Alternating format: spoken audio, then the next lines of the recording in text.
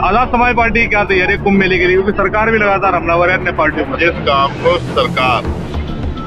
सरकार से कोई और सवाल आप पूछोगे, रोजगार को लेके, बुनियादी सुविधाओं को लेके, लोगों के मकान के लेके, रोटी कपड़ा के लेके, सरकार पर जवाब नहीं। सरकार कहती है एक दिन में कुछ नहीं होता, लेकिन हमने देखा कि 6 महीने में रेत पे एक बहुत बड़ा शहर बनते हम लोगों ने देखा। जब सरकार करने पे आती सब कुछ हो जाता है।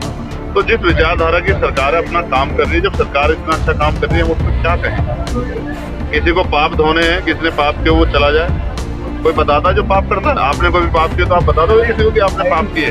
मेरा ये कहना है, हम इस देश में उन लोगों के लिए रोटी कपड़ा मकान बुनियादी सुविधा और सम्मान की लड़ाई लड़ रहे हैं जिनको हजारों साल तक जाति धर्म संप्रदाय के नाम पे अपमानित किया गया। और जहाँ एडमिनिस्ट्रेशन, कई बार मीडिया, पुलिस और जुडिशरी भी एक तरफा खड़ी दिखाई देती है, उन कमजोर वर्गों की लड़ाई लोग लड़ने काम हुए जिनको आजादी के इतने दिनों बाद भी इज्जत की जिंदगी नहीं मिली। संभल में हिंसा हुई थी 1978 में, उसकी फाइल दोबारा खोली जा रही है 47 साल के बाद। क्या कहेंगे इस पर? 7 दिन में रिपोर्ट मांगी है सरकार ने, लगातार मंदिर मठ पूजों का अभियान चलाया जा रहा है, क्या कहेंगे इस पर? और मैं फिर यही कहूंगा कि जिनका एजेंडा ही बांट कर हो, या जिनका चुनावी एजेंडा ही जो है वो हिंदू मुसलमान के आधार पर, उनसे क्या उम्मीद कर सकते हो।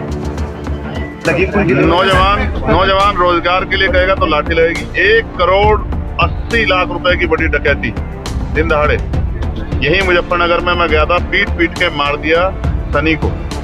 बागपत के नौजवान को 3 साल न्याय नहीं मिला, उसने जाके पार्लियामेंट के सामने आग लगा ली।